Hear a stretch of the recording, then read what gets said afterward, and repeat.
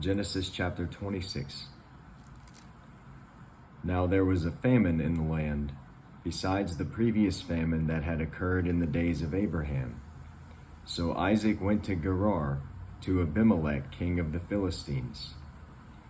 The Lord appeared to him and said, "Do not go down to Egypt. Stay in the land of which I shall tell you. Sojourn in this land, and I will be with you and bless you.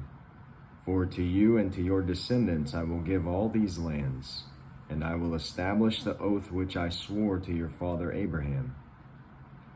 I will multiply your descendants as the stars of heaven, and will give your descendants all these lands. And by your descendants all the nations of the earth shall be blessed. Because Abraham obeyed me and kept my charge, my commandments, my statutes, and my laws." So Isaac lived in Gerar. When the men of the place asked about his wife, he said, "She is my sister," for he was afraid to say, "my wife," thinking, "The men of the place might kill me on account of Rebekah, for she is beautiful."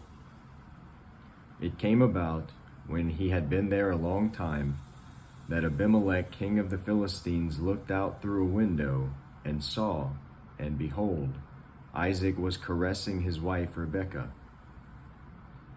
Then Abimelech called Isaac and said, "Behold, certainly she is your wife. How then did you say, 'She is my sister'?"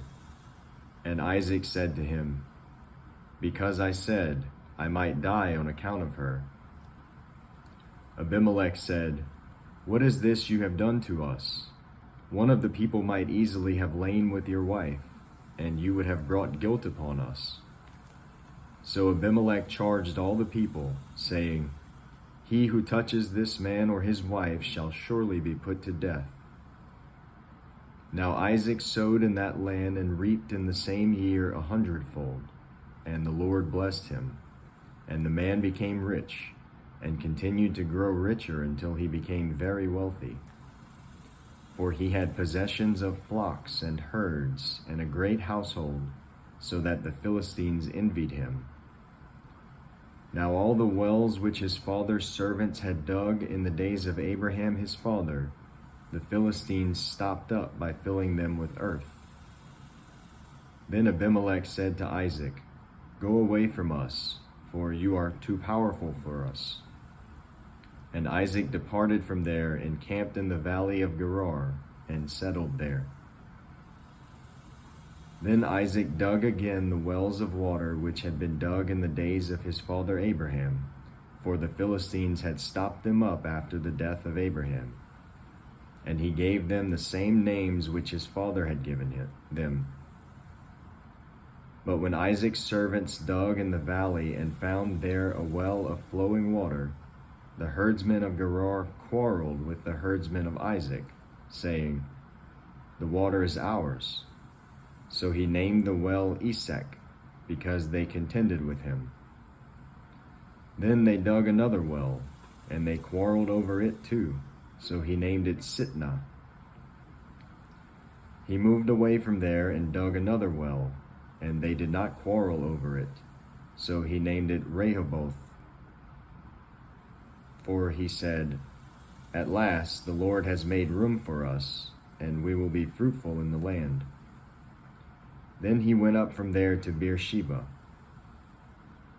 The Lord appeared to him the same night and said, "I am the God of your father Abraham. Do not fear, for I am with you.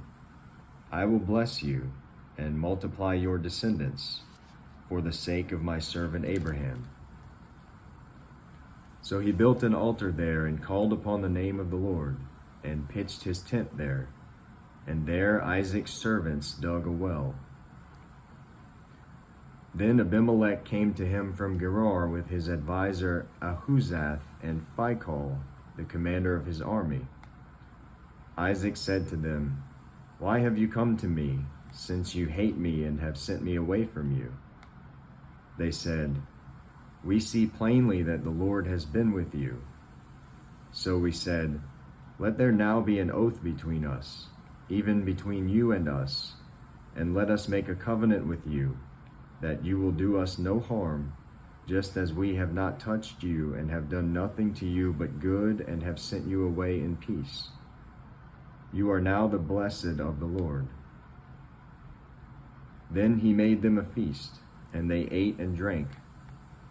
In the morning they arose early and exchanged oaths. Then Isaac sent them away, and they departed from him in peace.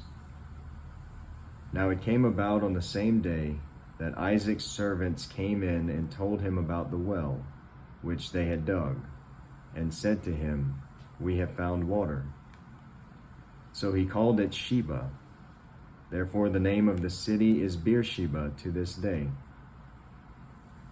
When Esau was 40 years old, he married Judith, the daughter of Beeri the Hittite, and Basemath, the daughter of Elon the Hittite.